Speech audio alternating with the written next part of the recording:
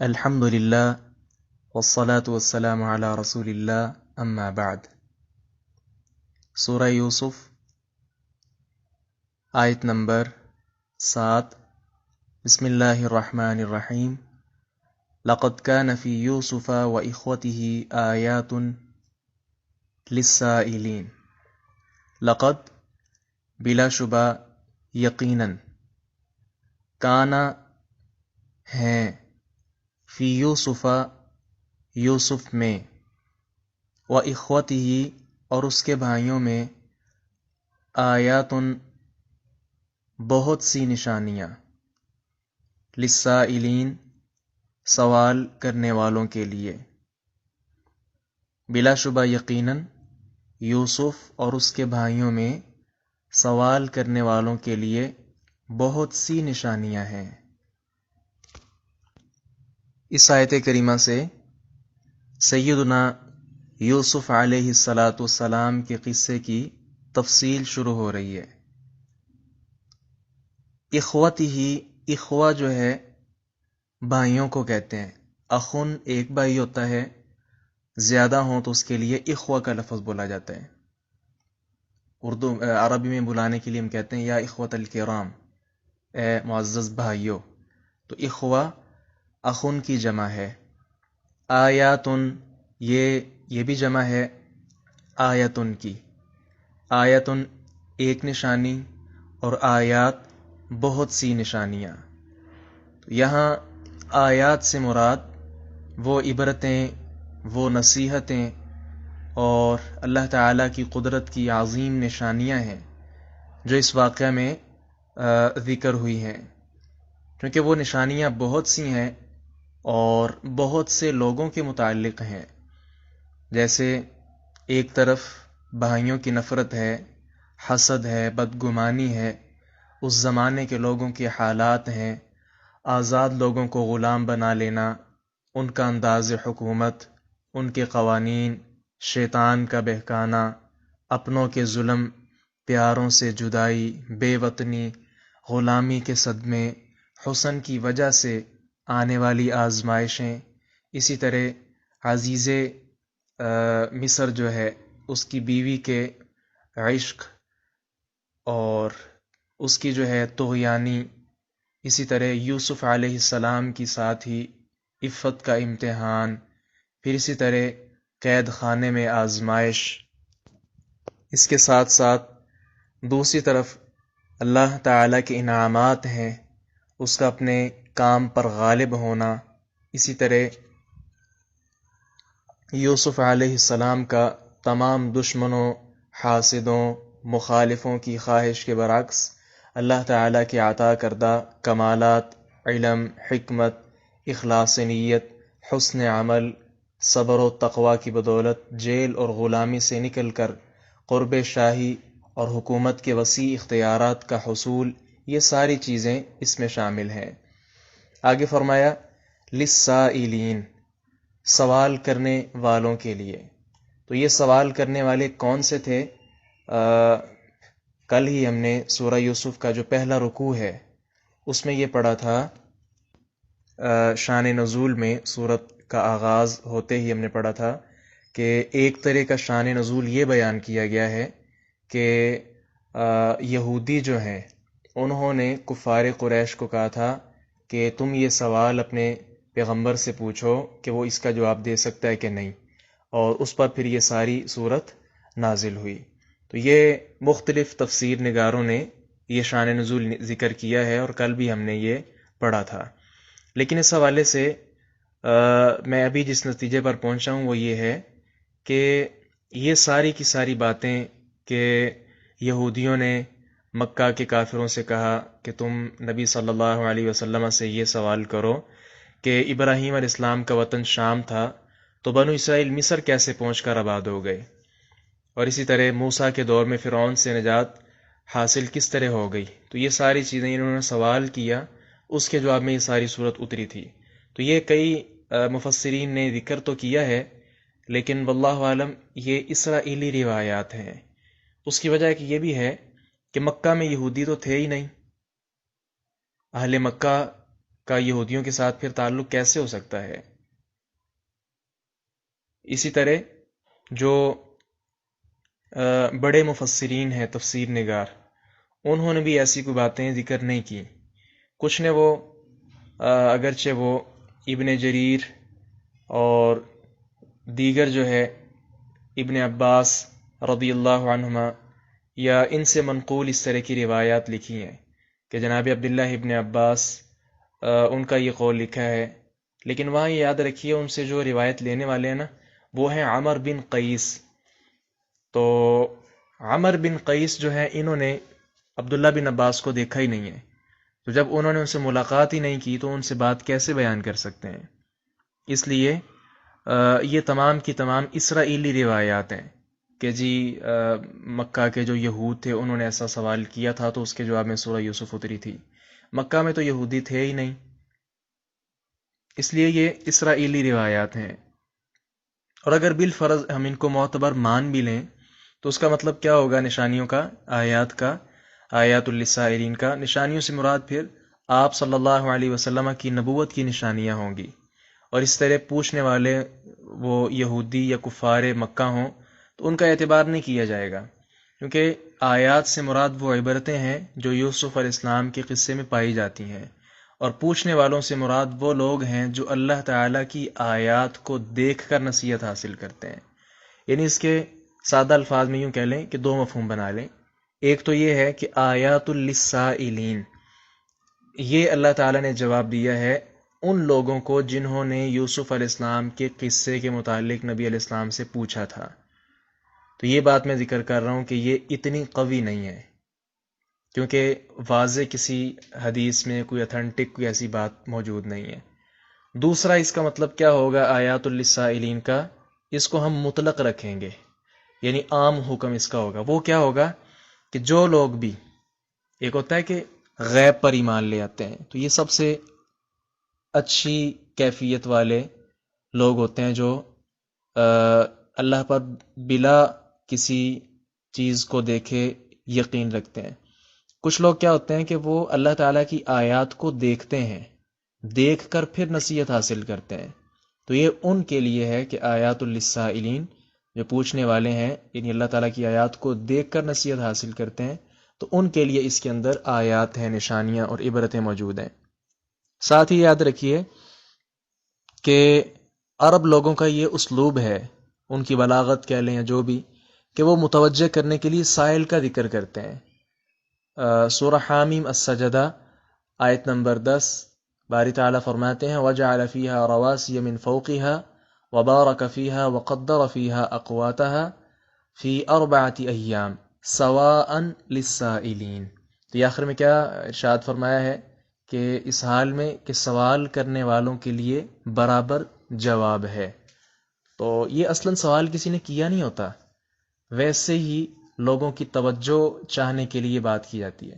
یوں کہہ لیں کہ ہم کوئی بات کریں ساتھ کہہ دیں کہ یہاں ایک سوال پیدا ہو سکتا ہے، تو سارے لوگ جو ہے متوجہ ہو جائیں گے کہ پتہ نہیں کون سا یہاں سے سوال پیدا ہونے والا ہے، اور ساتھ اس کا جواب مل جائے. لیکن اگر سوالیہ انداز کے بغیر ہم بات کر دیں اس کی اتنی اہمیت نہیں ہوتی. مزید اس کو سمجھ لیں، جب بھی کوئی کتاب پڑھی یا پڑھائی جاتی ہے تو اگر اس کے ساتھ مشق ہو، تدریبات ہوں، سوالات ہوں، تو پھر ایک دلچسپی بھی پیدا ہوتی ہے اور اس کے ساتھ علم میں مزید پختگی بھی پیدا ہوتی ہے. لیکن اگر ویسے ہی ہم پڑھیں جیسے درس ہو رہا ہے یا جمعہ ہو رہا ہے یا عام کوئی تقریر ہو رہی ہے تو اس کے اندر ہماری اتنی توجہ نہیں ہوتی، یہ ہماری اپنی سستی ہے، جبکہ ہونی چاہیے. ضروری نہیں کہ سوال کے ساتھ ہی ہر چیز کو واضح کیا جائے، اور خطبہ جو ہے وہ خطبہ ہے. اب یہ تو نہیں شریعت نے کہا کہ خطیب صاحب خطبہ دے کر فارغ ہوں تو پھر سوالات بھی مرتب کر کے لائیں اور سارے لوگ ان کو حل کریں، ایسی تو کوئی بات نہیں ہے. یہ صرف ایک بیان میں ہوتا ہے. لیکن سبق میں آپ یوں سمجھ لیں کہ اگر بات میں سوالات ہوں، ہر ایک سے پوچھا جائے جی آپ نے یہ پڑھا تھا اس میں یہ سوال ہے، تو اس طرح بات یاد کرنے کے حوالے سے یہ زیادہ اچھی اور مناسب چیز ہے. تو آیات للسائلین کا پھر یہاں یہی مفہوم مراد ہو جائے گا کہ ہر ایک کے لیے یہ نشانیاں ہیں. جو بھی اللہ تعالیٰ کی آیات کو دیکھنا چاہے تو وہ دیکھ کر اللہ تعالیٰ کی آیات سے پھر نصیحت پکڑ سکتا ہے. جی آگے فرمایا اذ قالوا لیوسف، اذ جب، قالو انہوں نے کہا، لیوسف لیوسف یقیناً یوسف، لام کا ترجمہ یقیناً، واخوہ اور اس کا بھائی، احب زیادہ محبوب ہیں، زیادہ پسندیدہ، زیادہ پیارے ہیں، الی ابینا ہمارے باپ کے نزدیک، منا ہم سے، ونحن جبکہ ہم، اس واو کا ترجمہ اور نہیں کریں گے، اس واو کو حالیہ کہتے ہیں، واو حالیہ، تو حال والا اس کا ترجمہ ہوگا وَنَحْنُ حالانکہ ہم، عصبتن ایک مضبوط جماعت ہے، طاقتور، اِنَّا بے شک، ابانا ہمارے باپ، لفی ضلال مبین یقیناً واضح طور پر غلطی میں ہے۔ جب انہوں نے کہا یقیناً یوسف اور اس کا بھائی ہمارے باپ کے ہاں ہم سے زیادہ پیارے ہیں، حالانکہ ہم ایک قوی جماعت ہیں، مضبوط، بے شک ہمارا رب یقیناً کھلی غلطی میں ہے۔ جی، اذ قالوا لیوسف، تو یہ یوسف علیہ السلام کے بھائیوں نے آپس میں کہا ہے، یعنی آپس میں بات چیت کرتے ہوئے، یہ نہیں کہ کسی کھلی جگہ کا ہے یا کسی کو کہے، نہیں، آپس میں یہ باتیں کی ہیں انہوں نے۔ تو کہا کیا کہ یوسف اور اس کا بھائی ہمارے باپ کو ہم سے زیادہ محبوب ہے۔ یہاں دیکھیں کہ انہوں نے کس طرح اپنے والد سیدنا یعقوب علیہ السلام کو مجرم ٹھہرایا ہے۔ حقیقت یہ ہے کہ اللہ تعالیٰ کی طرف سے قرآن مجید میں کہیں بھی کوئی ایسا اشارہ نہیں ملتا کہ جس میں یہ بات ہو کہ یعقوب علیہ السلام کوئی غلطی پر تھے، اور اگر یہ کوئی غلطی ہوتی، یعنی یعقوب علیہ السلام غلطی پر ہوتے، تو اللہ تعالیٰ انہیں ضرور متنبع کرتا، کیونکہ وہ نبی تھے۔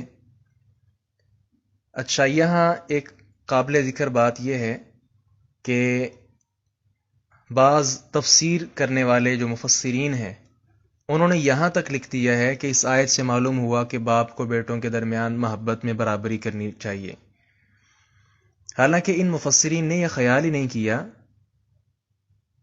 کہ اس کا اصل مطلب کیا ہے۔ حقیقت کیا ہے کہ جو چھوٹے بچے ہوتے ہیں نا، وہ والدین کی شفقت اور محبت زیادہ حاصل کرتے ہیں، اور اس میں یعقوب علیہ السلام نے کوئی جرم نہیں کیا۔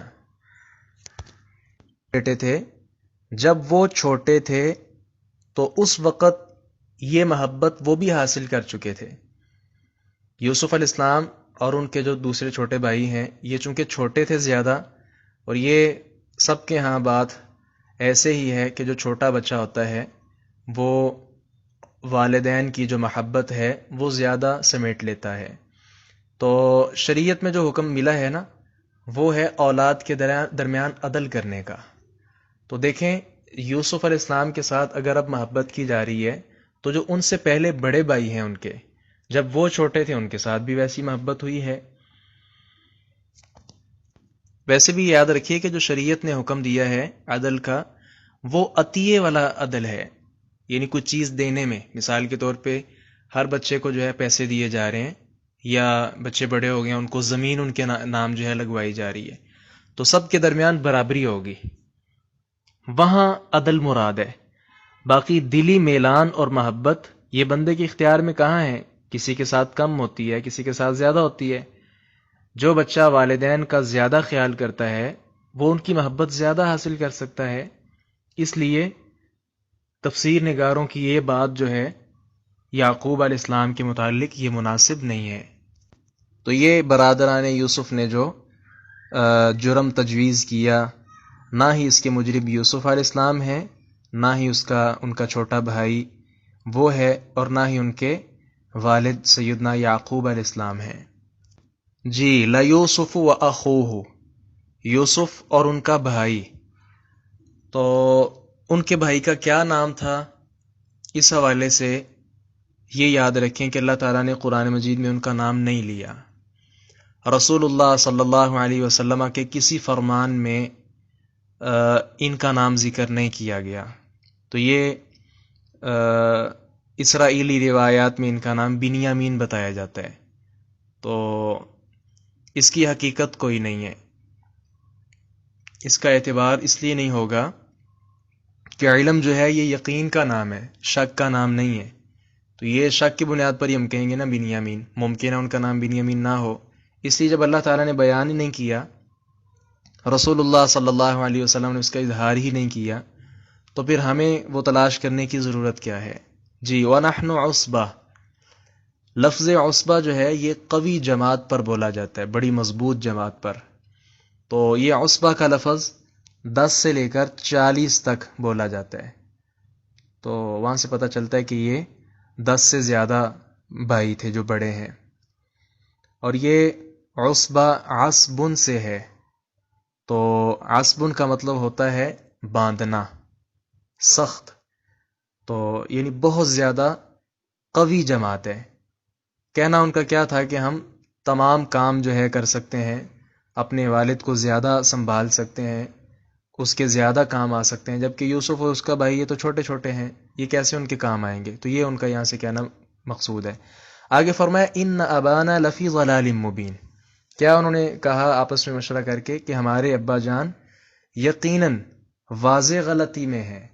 تو ضلال مبین سے مراد رائے کی غلطی ہوتی ہے، کسی رائے میں غلطی کھا جانا. دوسرا اس کا مطلب یہ بھی بیان کیا گیا ہے کہ ان حقائق کے باوجود، حقائق کیا کہ ہم بہت زیادہ قوی جماعت ہیں، ہمارے باپ ان دونوں کی محبت میں ڈوب چکے ہیں. تو یہ ایک مطلب بھی اس کا بیان کیا گیا ہے. اچھا، یہ ضلال مبین سے مراد جو دوسرا مطلب کیا جاتا ہے نا کہ دین کے حوالے سے ضلالت یا گمراہی، وہ ادھر مراد نہیں ہے. کیونکہ اگر وہ یہ لفظ بول جاتے نا پھر وہ کافر ہو جاتے. نبی کے معاملے میں ایسی بات مناسب نہیں ہے. تو یہ ویسے جیسے سورۃ البقرہ آیت نمبر 282 میں ہے نا کہ 2 عورتوں کی شہادت ایک مرد کے برابر ہوتی ہے. تو ایسا کیوں ہے؟ وہ اللہ تعالیٰ نے فرمایا ان تضل احداہما فتذکر احداہما الاخری. اگر ایک بھٹک جائے یعنی اس کو پتہ نہ چلے تو دوسری اس کو یاد کروا دے. تو یہ ضلالت ان تضل جو اس کے اندر گمراہی والا لفظ بولا گیا ہے، یہ دین کی گمراہی نہیں ہے بلکہ عام رائے والی گمراہی ہے. تو ان کا مقصد بھی ضلال مبین سے رائے کی غلطی ہے، نہ یہ کہ ہمارے والد دینی طور پر نعوذ باللہ گمراہ ہو چکے ہیں. ایسی بات نہیں ہے. جی آپس میں جب انہوں نے یہ باتیں کر لیں تو پھر مشورہ ان کا کیا ہوا؟ آگے دیکھیں. اقتلوا یوسف، اقتلوا تم قتل کر ڈالو، یوسفا یوسف کو، او اطرحوہ او یا، واو کا ترجمہ اور ہوتا ہے، او کا مطلب یا، اسی طرح اس کا مطلب بھی یا ہوتا ہے. او یا، او اطرحوہ اسے پھینک ڈالو، ارضن کسی زمین میں، یخلو کہ وہ خالی ہو جائے، ہاں یخلو خالی ہو جائے، لکم تمہارے لیے، وجہ ابیکم تمہارے باپ کا چہرہ، وتکونوا اور تم ہو جاؤ، من بعدہ اس کے بعد، قوما صالحین نیک لوگ. جی تو یہ دیکھیں ان کے حسد کی مثال کہ کس طرح وہ حسد انہوں نے کیا. حسد کے اندر آدمی کو صغیرہ گناہ کبیرہ لگنا شروع ہو جاتے ہیں، اور کبیرہ صغیرہ. یوسف علیہ السلام کا باپ کی نظر میں زیادہ محبوب ہونا بھائیوں کی نظر میں دیکھیں کتنا بڑا جرم بن گیا ہے کہ وہ ایک دوسرے کو ناحق قتل کرنے پر آمادہ ہو چکے ہیں، جبکہ ناحق قتل کرنا شرک کے بعد سب سے بڑا گناہ ہے، لیکن حسد کی وجہ سے ان کی نگاہ میں یہ معمولی بن گیا. آدم علیہ السلام کے جو 2 بیٹے ہیں ان کے قصے میں بھی جو قتل کا باعث بنا وہ پیچھے حسد ہی تھا. جی ابھی طرحوہ، طرحن کا مطلب ہوتا ہے دور پھینکنا، اور ارضن بھی آگے ناکرہ ہے. یہ آپ پڑھیں گے گرامر میں کہ اسم کی 2 اقسام ہوتی ہیں ایک اعتبار سے، معرفہ اور ناکرہ. تو ارضن ناکرہ ہے. ناکرہ جو ہے اس کا ترجمہ ہوتا ہے کسی زمین. تو طرحن کا مطلب پیچھے ہے دور پھینکنا، اور ارزن کا مطلب ہے کسی نامعلوم زمین میں پھینکنا کہ وہیں مر جائے اور سارا کچھ ادھر ہو جائے.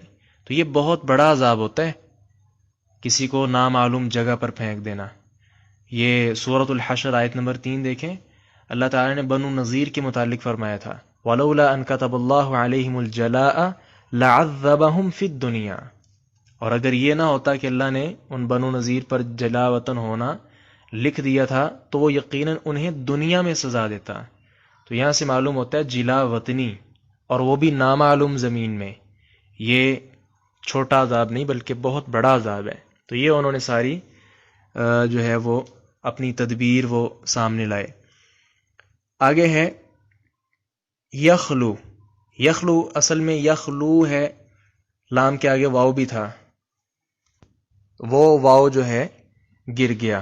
وہ آپ گرامر میں پڑھیں گے کہ جو امر ہوتا ہے اس کے جواب میں جو آتا ہے وہ مجزوم ہوتا ہے جواب امر.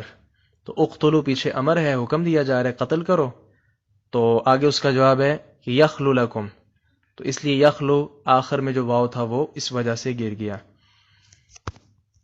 اس کا مطلب کیا ہے کہ یوسف کو تم قتل کر دو.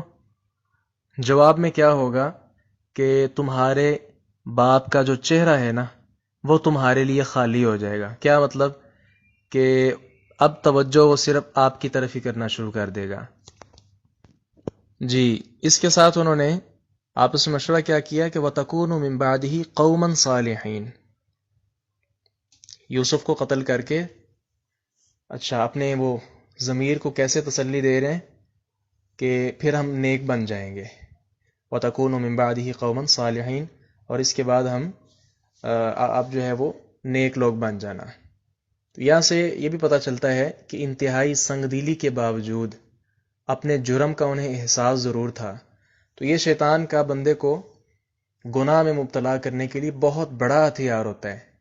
آج بھی ہے نا، کیا کسی گناہ پر آمادہ کرتا ہے شیطان، اور ساتھ کیا کہتا ہے کہ بعد میں توبہ کر لینا، بعد میں نیک بن جانا.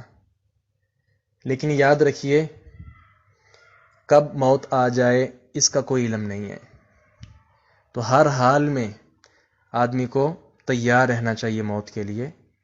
قرآن مجید سورہ آل عمران آیت نمبر 102 میں اللہ تعالیٰ فرماتے ہیں وَلَا تَمُوتُنَّ إِلَّا وَأَنْتُمْ مُسْلِمُونَ، اور تم ہرگز نہ مرو مگر اس حال میں کہ تم مسلم ہو، مسلمان ہو. تو کیا خبر کب اللہ تعالیٰ کی طرف سے جو ہے موت آ جائے. سورۃ الانفال آیت نمبر 24 دیکھیں وَاعْلَمُوا أَنَّ اللَّهَ يَحُولُ بَيْنَ الْمَرْءِ وَقَلْبِهِ، اور جان لو کہ بے شک اللہ بندے اور اس کے دل کے درمیان رکاوٹ بن جاتا ہے. کیا پتہ کب اللہ تعالیٰ بندے اور اس کے دل کے درمیان رکاوٹ بن جائے. مراد کیا ہے کہ موت آ جائے. یہ سارا ان کا جو کام ہے حسد کی وجہ سے ہوا ہے. تو حسد آپ جانتے ہیں بہت بڑی بیماری ہے. صحیح بخاری حدیث نمبر 6065 جناب انس بن مالک رضی اللہ عنہ بیان فرماتے ہیں اللہ کے رسول صلی اللہ علیہ وسلم نے فرمایا لا تباغضوا ولا تحاسدوا، آپس میں بغض نہ رکھو، حسد نہ کرو، اور کسی کی عدم موجودگی میں اس کی برائی بیان نہ کرو. وَكُونُوا عِبَادَ اللَّهِ إِخْوَانًا، اور آپس میں بھائی بھائی بن جاؤ. جی آگے دیکھیں قَالَ قَائِلٌ مِّنْهُمْ، قَالَ کہا، قائل ایک کہنے والے نے، منہم انہی میں سے، یعنی ان بھائیوں میں سے ایک بھائی نے کیا کہا لا تقتلوا یوسف، یوسف کو قتل نہ کرو، وَأَلْقُوهُ، اور اسے پھینک دو، فی غیابۃ الجب، کنویں کی گہرائی میں، یلتقطہ، اسے اٹھا لے گا، بعض السیارہ، کوئی قافلہ، ان کنتم فاعلین، اگر تم کرنے والے ہو. ان میں سے ایک کہنے والے نے کہا یوسف کو قتل نہ کرو اور اسے کسی اندھے کنویں کی گہرائی میں پھینک دو، کوئی راہ چلتا قافلہ اسے اٹھا لے گا اگر تم کرنے ہی والے ہو. جی غیابات کا معنی لغت میں کیا ہوتا ہے؟ غیابت کل شیء ما سطرک منہ، یعنی ہر چیز کی غیابت وہ ہے جو تمہیں اس سے پردے میں کر لے، اس سے یعنی چھپا لے. اس لیے قبر کو بھی غیابہ کہتے ہیں کہ وہ بھی آدمی کو چھپا لیتی ہے. الجب کا معنی کنواں ہوتا ہے، بہت پانی اور گہرائی والا کنواں. یہ مٹی کا کھودا ہوا کنواں جس میں پتھروں اور اینٹوں کی دیواریں نہ بنائی گئی ہوں. اور السیارہ چلنے والا، مراد اس سے قافلہ ہے. جی تو قال قائل منہم کا مطلب کیا ہوگا؟ ان بھائیوں میں سے ایک نے جو فطرتاً دوسروں سے کچھ بہتر اور رحم دل تھا، جب اس نے دیکھا کہ یہ بہت زیادہ ہی حد پھلانگ رہے ہیں، اس نے سوچا کہ کوئی ایسا مشورہ دیا جائے کہ سارے قبول کر لیں. اور وہ کیا تھا کہ لا تقتلوا یوسف، یوسف کو قتل نہ کرو. مفسرین نے یہ بڑی پیاری بات لکھی ہے کہ وہ یوں بھی کہہ سکتا تھا لا تقتلوہ، یعنی یوسف کا نام لیے بغیر بھی کہہ سکتا تھا. لا تقتلوہ کا مطلب بن جاتا کہ اسے قتل نہ کرو. تو یوسف کا نام اس لیے لیا تاکہ بھائیوں کے دل میں تھوڑی سی نرمی، شفقت اور رحم جو ہے پیدا ہو جائے کہ وہ کچھ تو سوچیں کہ آخر ہم کس کو قتل کرنے جا رہے ہیں، یوسف کو جو ہمارا بھائی ہے. جی تو اس بات کے ساتھ، یعنی یہ نام لینے کے ساتھ دل میں مزید تھوڑا سا رحم پیدا ہو گیا. جی قال قائل منہم، منہم جو اس کے اندر بولا گیا نا، انہی میں سے، تو اس سے پتہ چلتا ہے کہ یہ انہی جو عصبہ ہیں، یعنی بڑے ان کے بھائی ہیں یوسف علیہ السلام کے، انہی میں سے تھا، یہ کوئی اور نہیں تھا. نام کیا ہے قرآن و حدیث میں اس کا ذکر نہیں ہے. جی جب انہوں نے یہ سارا مرحلہ جو ہے تشکیل دے دیا اور اس بات پر وہ متفق ہو گئے کہ چلیں قتل نہیں، لیکن اس کو جو ہے کسی کنویں میں ہم پھینک آتے ہیں. آگے مرحلہ تھا کہ یوسف کو ہم ساتھ کیسے لے کر جائیں. جی آگے دیکھیں. قالو انہوں نے کہا یا ابانا، اے ہمارے باپ، ما لکا آپ کو کیا ہے، لا تأمنا آپ ہمیں امین نہیں سمجھتے، آپ ہم پر اعتبار نہیں کرتے، علی یوسف یوسف کے معاملے میں، وَإِنَّا حالانکہ یقیناً ہم لہو اس کے لناصحون واقعی خیر خواہ ہیں. انہوں نے کہا اے ہمارے باپ تجھے کیا ہے کہ تو یوسف کے بارے میں ہم پر اعتبار ہی نہیں کرتا، حالانکہ بے شک ہم یقیناً اس کے خیر خواہ ہیں. ہاں جی آگے بھی دیکھیں. ارسل ہو آپ اسے بھیجیں، معنا ہمارے ساتھ، غدن کل کو، یرتع وہ کھائے پیے، ویلعب اور وہ کھیلے کودے، وَإِنَّا اور بے شک ہم لہو اس کی لحافظون ضرور حفاظت کرنے والے ہیں. اسے کل ہمارے ساتھ بھیج کہ وہ چرے چگے کھیلے کودے، اور بے شک ہم ضرور اس کی حفاظت کرنے والے ہیں.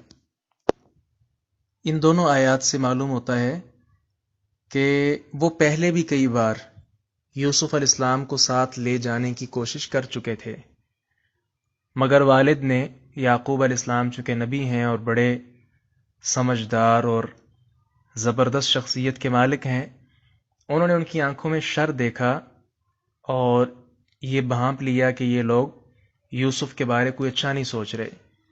الغرض کبھی کسی بھائی نے، کبھی کسی نے مختلف طریقوں کے ساتھ یوسف علیہ السلام کو لے جانے کی اجازت مانگی، لیکن انہیں نہ دی گئی.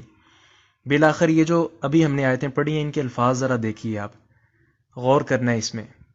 سب سے پہلے انہوں نے کیا کہا، نہایت ادب اور منت کے ساتھ بات کی. ابتدا دیکھیں، یا ابانا اے ہمارے باپ. جی اس سے قریب رشتہ کون سا ہو سکتا ہے جو درمیان میں لا کر درخواست کی جائے اور دل نرم ہو. سب سے اچھا اور سب سے قریب ترین رشتہ باپ کا ہی ہے. تو انہوں نے کیا کہا، یا ابانا اے ہمارے باپ. آگے کیا کہا، ما لک لا تأمنا علی یوسف، کہ یوسف کے معاملے میں آپ ہم پر اعتماد کیوں نہیں کرتے. گویا دیکھیں یہاں بھی سارا قصور اپنے ابا جی کے نکال رہے ہیں.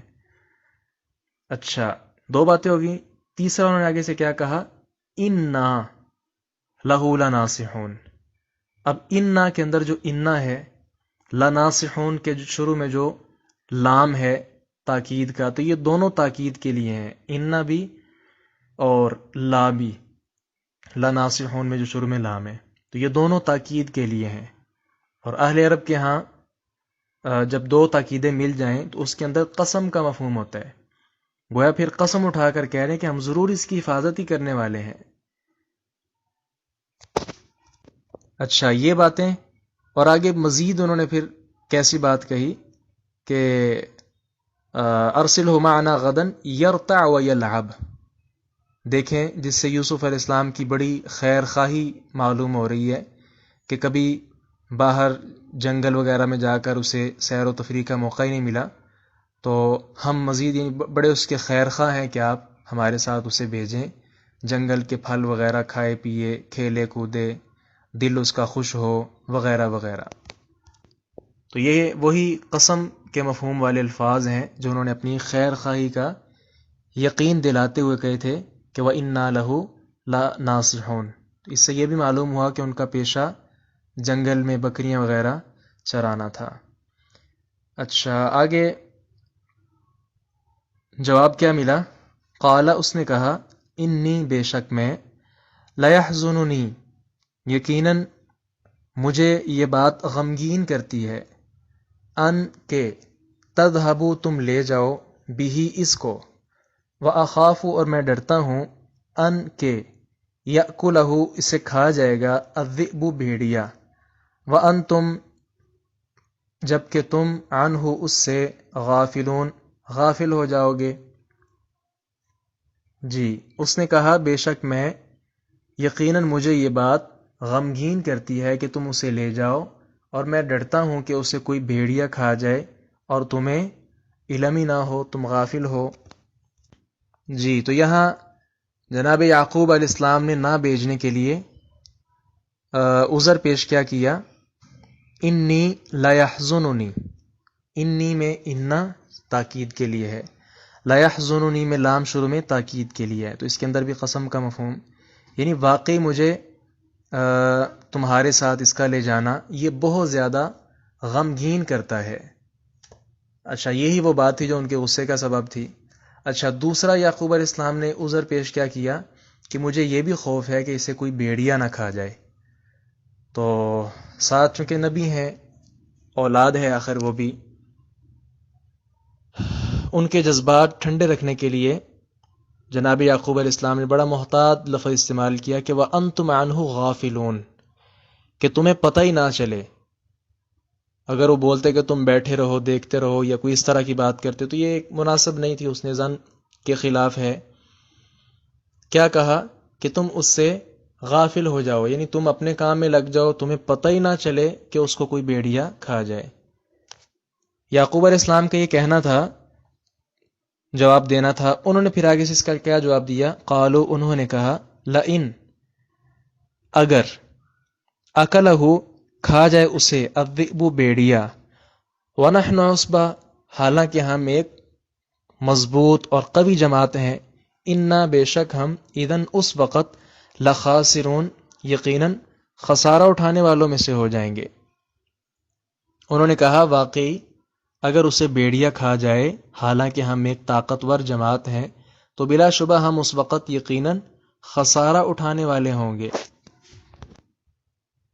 مراد کیا ہے کہ اگر اسے بھیڑیا کھا جائے اور ہم بڑے مضبوط جوان ہیں تو ہماری قوت کس کام آئے گی؟ اچھا یہ ان کا کہنا تھا کہ یعقوب علیہ السلام ان کے اصرار کے سامنے بے بس ہو گئے، اور ویسے بھی چونکہ اللہ تعالیٰ کی تقدیر تھی، لکھا ہوا تھا، ہو کر ہی رہنا تھا، یعقوب علیہ السلام کتنا انکار کر سکتے تھے. اور پھر ساتھ یہ بھی یاد رکھیے کہ یوسف علیہ السلام کو جو خواب دکھائے جا رہے تھے، ان کے کمال اور عروج کی منزل طے کرنے کے لیے رستے میں نہایت کٹھن گھاٹیوں سے گزرے بغیر یہ کام کیسے ممکن تھا؟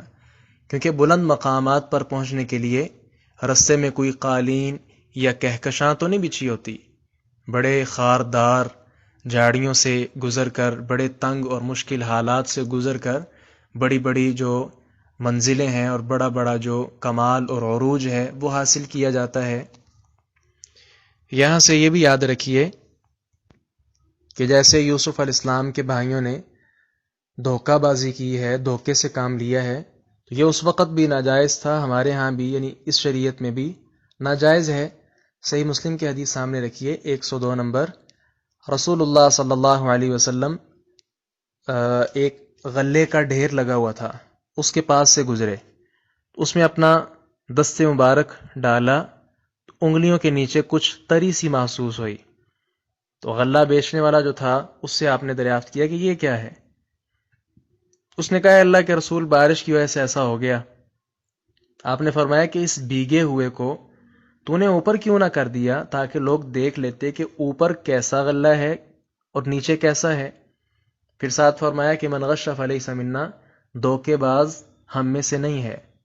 تو جیسے برادران یوسف نے دھوکہ کیا ہے اپنے والد کے ساتھ، بھائی کے ساتھ، تو آج کل بھی اس طرح کا دھوکہ دینا یا کسی بھی قسم کا دھوکہ دینا تو یہ اسلام میں بھی ناجائز ہے۔ آگے دیکھیں،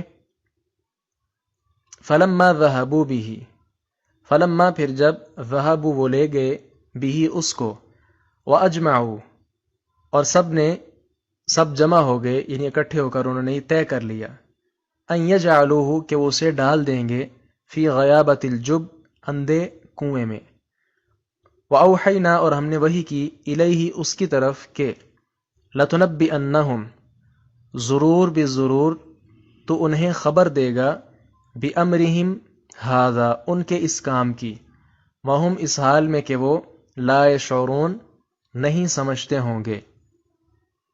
پھر جب وہ اسے لے گئے اور انہوں نے طے کر لیا کہ اسے ایک اندھے کنویں کی گہرائی میں ڈال دیں، اور ہم نے اس کی طرف وحی کی کہ تو ضرور ہی انہیں ان کے اس کام کی خبر دے گا اس حال میں کہ وہ سوچتے بھی نہ ہوں گے۔ جی، اجمعوا، فلما ذهبوا به واجمعوا، اجمعوا جو ہے یہ باب افعال میں سے ہے، تو یہ ہوتا ہے کسی کام کا جب پختہ عزم کر لیا جائے اس وقت یہ لفظ بولا جاتا ہے اجمعوا، یعنی آخر وہ بات کے کسی عذر کی پرواہ نہ کرتے ہوئے بھی ان کے خاموش ہونے پر اسے ساتھ لے ہی گئے۔ اچھا، یہاں قرآن مجید کا کمال اعجاز دیکھیے، فرمایا پھر جب وہ اسے لے گئے اور طے کر لیا کہ اسے کسی اندھے کنویں کی گہرائی میں پھینک دیں۔ اچھا، یہاں سوال پیدا ہوتا ہے کہ پھر آگے کیا ہوا؟ تو اس کا جواب اللہ تعالیٰ نے ذکر ہی نہیں فرمایا تاکہ سننے والے خود ہی سمجھ لیں کہ قتل تک کا منصوبہ بنانے والے ان شیر جوانوں نے بڑے جو مضبوط تھے یوسف کے ساتھ جب اس کو کنویں میں پھینکا، اس سے پہلے اس کے ساتھ کیا سلوک کیا ہوگا؟ تو قرآن کا اشارہ یہی ہے کہ یہ سننے والوں پر چھوڑ دیا جائے، اور کچھ اس لیے بھی کہ یوسف علیہ السلام کے ساتھ ان کا سلوک تصور میں تو آ سکتا ہے، اسے الفاظ کا جامہ پہنانا بہت مشکل ہے۔ اور ساتھ تیسری بات یہ بھی یاد رکھ لیں کہ اگر قرآن اس کا جواب بھی دیتا یہ ہوا پھر ساتھ یہ ہوا، کنویں میں ڈالنے سے پہلے یہ کچھ کیا گیا، تو بات بہت زیادہ لمبی ہو جاتی، جو کہ قرآن مجید کا ایسا طریقہ نہیں ہے۔ امام آلوسی جو مفسر قرآن ہیں، انہوں نے لکھا ہے کہ یوسف علیہ السلام کو کنویں میں پھینکنے کی کیفیت اور اس وقت یوسف علیہ السلام نے بھائیوں سے جو کچھ کہا اور انہوں نے اس کے ساتھ جو کچھ کیا، اس کے متعلق کہتے ہیں کہ کتب تفسیر میں بہت سی روایات نقل کی گئی ہیں جنہیں سن کر پتھر بھی پانی ہو سکتا ہے، لیکن ان کا کہنا یہ ہے کہ کسی بھی روایت کی سند پر اعتماد نہیں ہو سکتا، کیونکہ یہ ساری کی ساری باتیں ان کی خود ساختہ ہیں، قرآن مجید میں یا حدیث رسول میں ایسی کوئی بات موجود نہیں ہے۔ آگے فرمایا وَأَوْحَيْنَا إِلَيْهِ، تو اس سے پتہ چلتا ہے کہ اس مشکل وقت میں یوسف علیہ السلام کو اللہ تعالیٰ کی طرف سے وحی کے ذریعے تسلی دی گئی کہ ایک دن ایسا بھی ہر صورت آنے والا ہے جب تم ان بھائیوں کو ان کا یہ کام بتاؤ گے، جبکہ طویل مدت آج اور اس وقت کے حالات کے فرق کی وجہ سے ان کے وہم و گمان میں بھی نہیں ہوگا کہ ہم اسی بھائی سے پورا غلہ دینے اور صدقہ کرنے کی درخواست کر رہے ہیں جسے ہم خود اپنے ہاتھوں سے کنویں میں ڈال کر اس سے فارغ ہو چکے تھے۔ اچھا، یہاں لَتُنَبِّئَنَّهُمْ بِأَمْرِهِمْ هَذَا، اس کا مطلب کیا ہے کہ ان کے اس کام، تو اس کام کے الفاظ جو ہیں یوسف علیہ السلام کے ساتھ سلوک کی لمبی دل خراش داستان وہ بھی چند لفظوں کے اندر سمٹی ہوئی نظر آتی ہے، تو یہ بھی قرآن کا اعجاز ہے۔ تیسری بات یہاں یہ یاد رکھیے، کچھ لوگ جو کہتے ہیں، ان کا گمان ہے کہ انبیاء کرام غیب جانتے ہیں، اور یہاں یعقوب علیہ السلام کے جو الفاظ تھے کہ میں ڈرتا ہوں کہ اسے بیڑیا کھا جائے گا، تو یہ بات کہہ کر وہی لوگ کیا کہتے ہیں کہ یعقوب علیہ السلام غیب جانتے تھے کہ وہ اسے ایسا ہی کیا گیا کہ انہوں نے کیا کہا کہ بیڑیا اسے کھا گیا ہے۔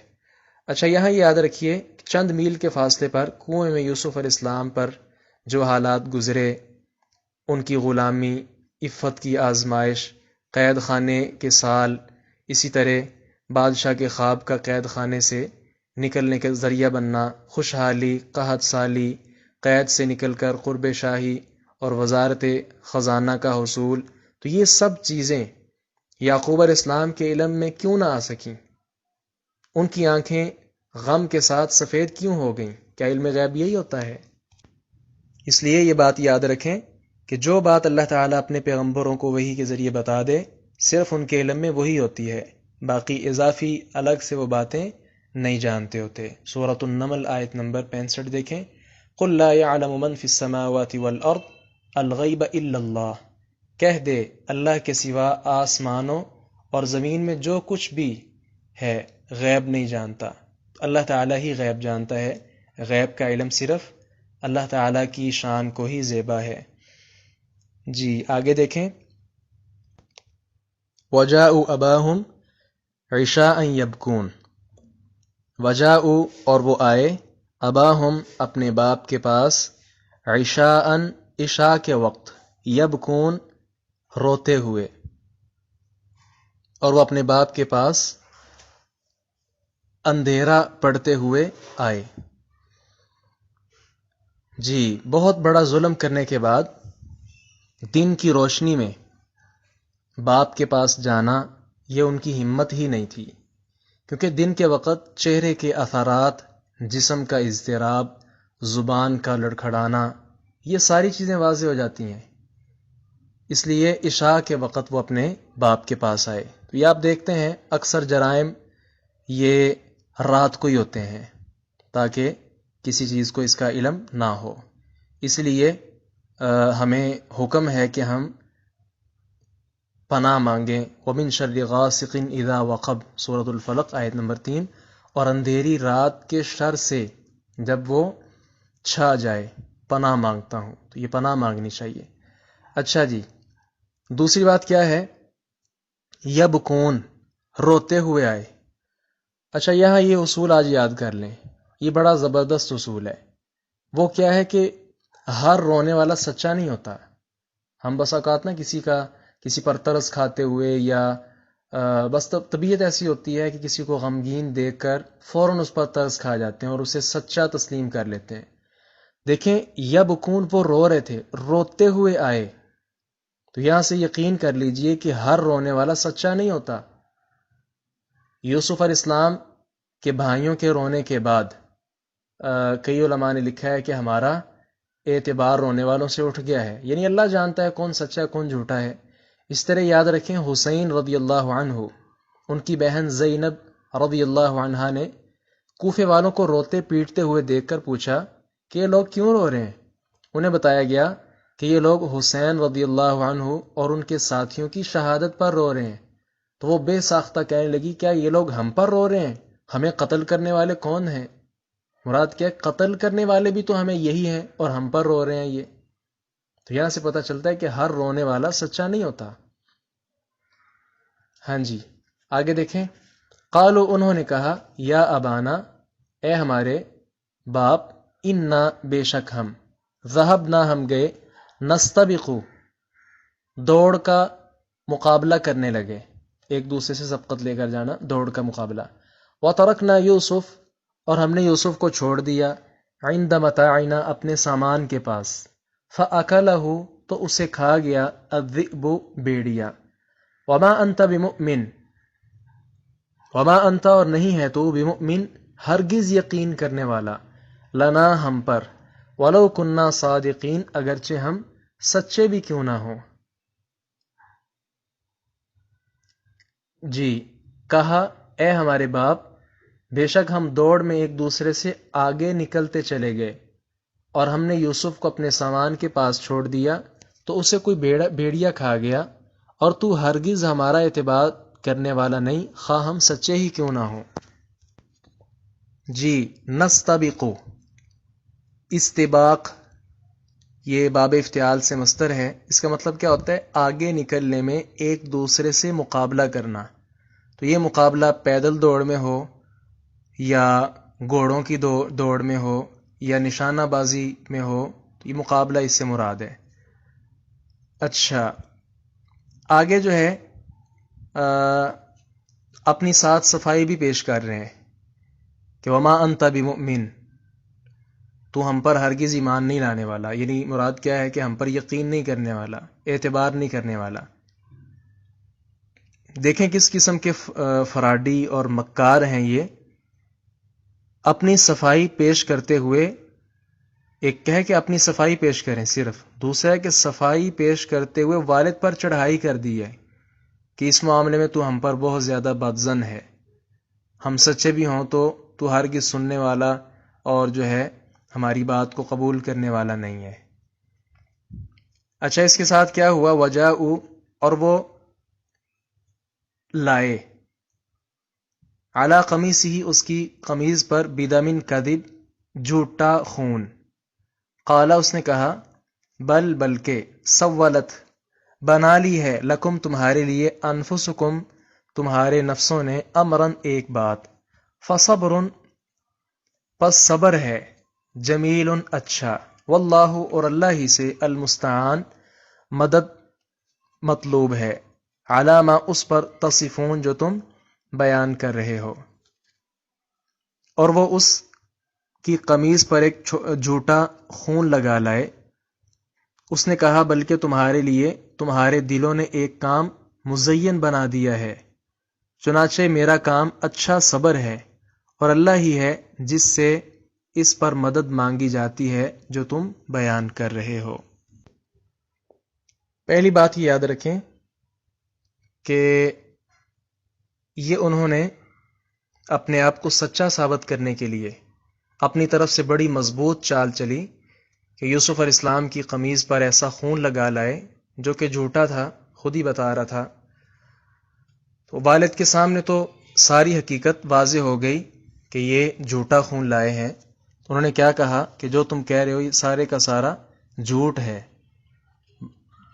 میرا کام کیا ہے کہ فصبر جمیل صبر ہی کرتا ہوں اچھا صبر تو ایک ہے کہ کسی بچے کے متعلق کہا جائے کہ وہ کہیں گم ہو گیا ہے اس کے متعلق بہت زیادہ بے چینی ہوتی ہے کہیں چلے گیا کہیں گم ہو گیا کہیں چھپ گیا تھا یا کسی جگہ وہ رہ گیا تھا تو ایسی باتیں جو ہیں اس سے فوراً آگے آدمی چپ نہیں کرتا بلکہ فوراً ہوتی ہے بھائی اس کی تلاش تو کریں اچھا فلاں جگہ دیکھے فلاں جگہ دیکھے اس طرح کی باتیں سامنے آتی ہیں لیکن انہوں نے بات ہی ایسی کہی کہ وہ قتل ہو گیا ہے بھیڑیے نے اس کو کھا لیا ہے ایسی بات کہی تو جناب یعقوب علیہ السلام نے پھر آگے سے کیا کیونکہ جب آدمی مر جاتا ہے تو پھر ایک صبر ہی رہ جاتا ہے جو اس کے معاملے میں کیا جاتا ہے اس لیے یعقوب علیہ السلام نے کیا کہا فصبر جمیل اچھا صبر ہی ہے چلے لیکن ساتھ ہی ساتھ ان کو جھوٹا اس لیے بھی کہہ دیا کہ تأویل الاحادیث والی جو نعمت تھی پہلے آپ نے پڑھی ہے تو وہ یوسف علیہ السلام پر ابھی پوری ہونی تھی اس لیے باپ یہ بات کس طرح تسلیم کر لیتے کہ اسے بھیڑیا کھا گیا ہے جی یہاں دوسری بات یہ یاد رکھیے اہل علم نے لکھا ہے کہ اس صورت میں یوسف علیہ السلام کی قمیض کا 3 دفعہ ذکر ہوا ہے، اور ہر دفعہ اس کا انوکھا ہی اثر ہے۔ ایک تو جب یہ خون آلود قمیض جناب یعقوب علیہ السلام کے سامنے آئی تو ان کی بینائی ختم ہو گئی۔ دوسرا، یوسف علیہ السلام کو تہمت دست درازی سے ان کی قمیض دیکھ کر بری قرار دے دیا گیا۔ تیسرا جو ہے، یوسف علیہ السلام کی قمیض کی خوشبو آنا اور یعقوب علیہ السلام پر اسے تیسری بات ہی یاد رکھیں، صبر جمیل کہا ہے جناب یعقوب علیہ السلام نے، فصبر جمیل، یعنی اب میں صبر جمیل اختیار کروں گا۔ تو یہ اہل ایمان کا شیوا ہونا چاہیے کہ جب بھی کوئی مصیبت آئے فوراً جو ہے صبر کرنا چاہیے۔ ہمارے ہاں کیا ہوتا ہے، جب کوئی مصیبت آتی ہے سب سے پہلے واویلا ہوتا ہے، بہت زیادہ شور مچا کر، بہت زیادہ واویلا کر کے، بہت زیادہ اللہ کی ناشکری کر کے، بہت زیادہ اللہ تعالیٰ کے خلاف عجیب و غریب باتیں کر کے کہ ابھی یہ عمر تھی، اس کو اللہ لے گیا، جانے کا تو میرا وقت تھا، اس کو اللہ نے موت کیوں دے دی، چھوٹے چھوٹے بچے ہیں کیوں اللہ نے اس کو مار دیا، بڑی عجیب و غریب باتیں کر کے بالآخر کیا کہتے ہیں، چلیں پھر صبر ہی ہے ہمارا۔ تو یہ بڑی عجیب بات ہوتی ہے۔ صحیح مسلم حدیث نمبر 926 سامنے رکھیں، جناب انس بن مالک رضی اللہ عنہ بیان فرماتے ہیں، اللہ کے رسول صلی اللہ علیہ وسلم ایک عورت کے پاس سے گزرے جو اپنے بچے پر رو رہی تھی، تو آپ نے اسے کہا اتق اللہ واصبری، فقالت وما تبالی بمصیبتی، آپ نے اسے کہا کہ اللہ سے ڈر اور صبر کر۔ اس نے آگے سے کیا کہا، وما تبالی بمصیبتی، میری مصیبت کی آپ کو کیا پرواہ ہے۔ فلما ذهب، آپ چلے گئے، قیل لها انه رسول اللہ صلی اللہ علیہ وسلم، تو اسے بتایا گیا کہ وہ اللہ کے رسول صلی اللہ علیہ وسلم تھے۔ فأخذها مثل الموت، تو اس کی حالت موت جیسی ہو گئی۔ فأتت بابہ، تو وہ آپ صلی اللہ علیہ وسلم کے دروازے پر حاضر ہوئی۔ فلم تجد علی بابہ بوابین، فقالت یا رسول اللہ، جب وہ آئی اس نے دیکھا کہ آپ کتنے سادہ مزاج کے مالک ہیں کہ آپ کے دروازے پر کوئی دربان بھی نہیں ہے، کوئی پہرے دار بھی نہیں ہے۔ چنانچہ اس نے کہا ہے اللہ کے رسول، لم اعرف کا، معذرت میں نے آپ کو پہچانا نہیں تھا۔ فقال انما الصبر عند اول صدمہ، آپ نے فرمایا کہ صبر پہلی چوٹ پر ہوتا ہے۔ تو یہاں سے یعقوب علیہ السلام کا جو عمل ہے کہ بہت زیادہ پریشانی ہے، ایک محبوب بیٹا، اور اچانک وہ نظروں سے اوجھل ہو گیا اور ساری صورتحال، تو فوراً انہوں نے کیا کہا، فصبر جمیل۔ تو ہمارا شیوا بھی یہی ہونا چاہیے، بہت زیادہ مصیبت بھی آ جائے فوراً صبر کرنا چاہیے، کیونکہ اللہ تعالیٰ نے ہی سارا کچھ لکھا ہے، یہ سارا نظام اسی نے بنایا، اسی نے چلانا ہے۔ تو ہمارا اس وقت، مصیبت کے عین وقت بولے ہوئے کچھ بول ہماری آخرت تباہ کر سکتے ہیں۔ ہاں جی، چوتھی آگے بات یہ یاد رکھیں، واللہ المستعان علی ما تصفون۔ المستعان کا مطلب ہے کہ اسی اللہ پر ہی میرا سارا بھروسہ ہے کہ جس سے مدد مانگی جاتی ہے۔ یہاں ایک سوال پیدا ہوتا ہے کہ جناب یعقوب علیہ السلام نے یہ کیوں نہیں کہا ان سے کہ جاؤ اسے ڈھونڈ کر لاؤ یوسف کو، یا کوئی ایسی بات کیوں نہ فرمائی؟ اس کا جواب یہ ہے کہ تلاش بھی تو انہی بھائیوں سے کروانی تھی جنہوں نے خود یہ کام کیا تھا، اور خود جناب یعقوب علیہ السلام عمر رسیدہ ہونے کی وجہ سے کمزور تھے، جا نہیں سکتے تھے، لیکن بعد میں جب موقع مناسب جانا تو انہی بھائیوں کو حکم دیا کہ جاؤ یوسف اور اس کے بھائی کو تلاش کرو، جیسا کہ آگے ہے، فتحسسوا من یوسف و اخی، یوسف اور اس کے بھائی کا سراغ لگاؤ۔ ہاں جی، آگے دیکھیں،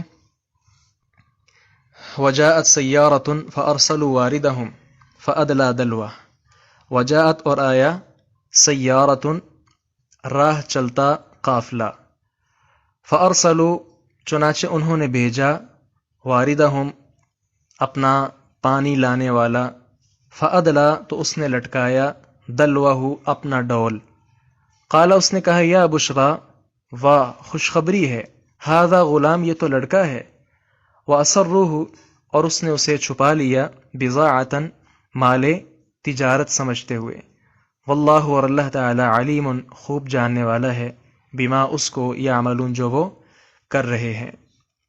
اور ایک راہ چلتا قافلہ آیا تو انہوں نے اپنے پانی لانے والے کو بھیجا، چنانچہ اس نے اپنا ڈول لٹکایا، کہا اوہ خوشخبری ہو، یہ ایک لڑکا ہے۔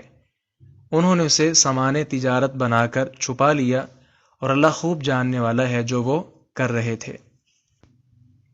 ہاں جی، یہ قافلہ مصر کی طرف جا رہا تھا۔ اللہ تعالیٰ کی طرف سے یوسف علیہ السلام پر ایک قسم کا یہ احسان ہے کہ قافلے والوں کی توجہ کنویں کی طرف اللہ تعالیٰ نے کی، اور آ کر انہوں نے اس میں ڈول لٹکایا، اور یوسف علیہ السلام اس کے ساتھ لٹک کر باہر آ گئے۔ جی، وَأَسَرُّوهُ بِضَاعَةً، بضاعہ کا مطلب ہوتا ہے سامان تجارت۔ تو یہ قافلے والے، ان پر لازم یہ تھا کہ اگر انہوں نے بچہ دیکھا ہے تو بچے کی جو وہ رہنمائی کرتا ہے وہ کرتے ہوئے اس کے گھر تک اس کو پہنچا دیا جاتا، لیکن یہ قافلے والے چونکہ بے دین ظالم قسم کے لوگ تھے، انہوں نے زبردستی اسے غلام بنا کر سامان تجارت کے طور پر چھپا لیا کہ مصر جا کر اسے فروخت کر دیں گے، جبکہ کسی آزاد کو غلام بنانا یا اسے فروخت کرنا یہ حرام ہے۔ تو یہاں سے یہ بھی یاد رکھیے کہ یہ جو سارا سلسلہ ہے اس سے یوسف علیہ السلام کے بھائی بے خبر تھے، ان کا ذکر یہاں نہیں ہے، کیونکہ صاف ظاہر ہے کہ یوسف علیہ السلام کے نکلنے پر اہل قافلہ بہت خوش ہوئے اور انہیں سامان تجارت کے طور پر چھپا لیا۔ مراد یہ ہے کسی کو خبر تک نہیں ہونے دی۔ ہاں جی، تیسری بات یہ یاد رکھیں کہ ان آیات میں رسول اللہ صلی اللہ علیہ وسلم کو تسلی مل رہی ہے کہ جب یوسف کے بھائیوں نے انہیں کنویں میں پھینکا، آخر ان کی عظمت اور عفت کا ذریعہ بن گیا، تو یہ آپ کے خاندان کے لوگ بھی جو آپ پر ظلم و ستم کر رہے ہیں، تو آپ اس سے گھبرائیے نہ، یہی برادران یوسف کی طرح آپ کے سامنے بھی کھڑے ہوں گے۔ آگے فرمایا وَشَرَوْهُ اور انہوں نے اسے بیچ دیا، بِثَمَنٍ بَخْسٍ تھوڑی قیمت میں، دراہم معدودہ چند درہموں میں ہی، وَكَانُوا فِيهِ وَكَانُوا اور وہ تھے فِيهِ اس یوسف کے بارے میں، مِنَ الزَّاہِدِينَ رغبت نہ رکھنے والوں میں سے، اور انہوں نے اسے تھوڑی قیمت چند گنے ہوئے درہموں میں بیچ دیا، اور وہ اس میں رغبت رکھنے والوں میں سے نہیں تھے۔ بخسن کا معنی ہوتا ہے اصل قیمت سے کم بیچنا۔ تو یہاں مختصر سی بات بس یہ یاد رکھیں، مفسرین نے تو کافی کچھ لکھا ہوا ہے، بس آپ یہ یاد رکھیں کہ